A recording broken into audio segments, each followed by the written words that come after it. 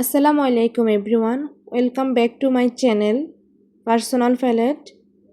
আজকে আমি আপনাদেরকে তৈরি করে দেখাবো চিকেন পাস্তা রেসিপি। সম্পূর্ণ ঘরোয়া উপকরণে একেবারে দেশি স্টাইলে এই রেসিপিটা করে দেখাবো। এখানে আমি চুলায় একটা পাতিল দিয়ে দিলাম, পরিমাণ মতো কিছু পানি দিয়ে দিলাম। পানির মধ্যে আমি সামান্য পরিমাণ সয়াবিন তেল এবং 1 চা চামচ লবণ দিয়ে দিলাম। এখন আমি এখানে পাস্তাগুলোকে সিদ্ধ করার জন্য দিয়ে দিলাম। এখানে আমি একটু নেড়ে চেড়ে দিলাম যাতে দলা পাকিয়ে না যায়। এখন আমি পাস্তাগুলা সম্পূর্ণ সিদ্ধ হয়ে যাওয়া পর্যন্ত অপেক্ষা করব। আর এরই মাঝে পাস্তাগুলা সিদ্ধ হয়ে গেছে। আর পাস্তাগুলা তুলে আমি একটা সাইডে সরিয়ে রেখে দিলাম। চুলায় আমি আবারও হাঁড়ি বসিয়ে দিয়েছি। এবার আমি এখানে 2 টেবিল চামচ পরিমাণ রান্নার রেগুলার তেল দিয়ে দিলাম। তেলটা গরম হয়ে যাওয়ার পর এখন আমি এখানে 1 চা চামচ আদা বাটা, 1 চা চামচ রসুন বাটা দিয়ে দিলাম। এখন আমি রসুনটাকে হালকা করে একটু ভেজে নিব। এখন আমি এর মধ্যে দিয়ে দিচ্ছি মেজারমেন্ট কাপের 1 কাপ পরিমাণ চিকেন, যেগুলোকে আমি ছোট ছোট টুকরো করে কেটে নিয়েছি।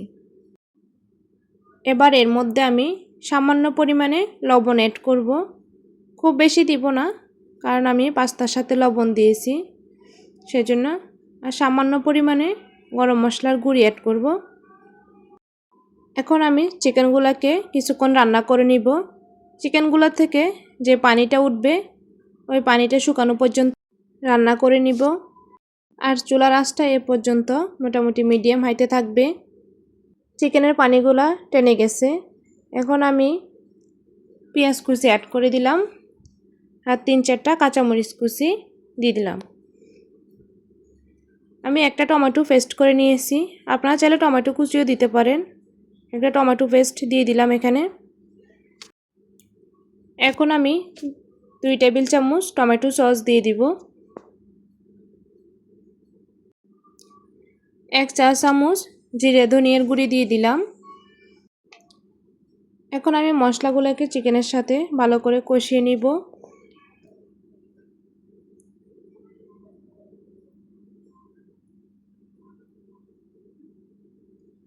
পাস্তা প্যাকেটের সাথে যে 2টা মশলা ছিল ওগুলো আমি অ্যাড করে দিলাম।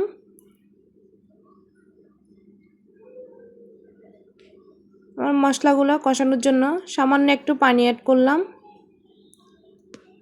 মশলাগুলো কষানো হয়ে গেছে। এখন আমি পাস্তাটা অ্যাড করে দিব। এখানে আমি 2টা ম্যাজিক মশলা অ্যাড করব। ম্যাজিক মশলাগুলো অ্যাড করলে স্বাদটা দ্বিগুণ বেড়ে যায়, আমার কাছে ভালো লাগে। আপনারা চাইলে এটা বাদ দিতে পারেন। আমি চুলার আঁচটা লো করে দিয়ে ঢাকনা দিয়ে ঢেকে 5 মিনিটের মতো রেখে দিব।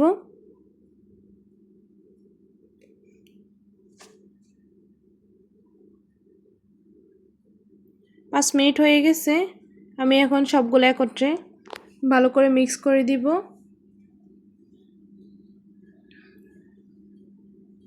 আমার পাস্তাগুলো হয়ে গেছে। আমি এখানে এখন 1 চা চামচ পরিমাণ টমেটো সস দিয়ে ভালো করে মিক্স করে দিলাম। আর এরই মাঝে তৈরি হয়ে গেল খুবই সহজ উপায়ে চিকেন পাস্তা।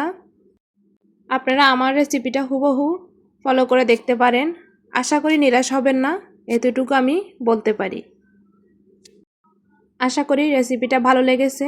তাহলে আজকের মতো এখানেই বিদায় নিচ্ছি। আল্লাহ হাফেজ।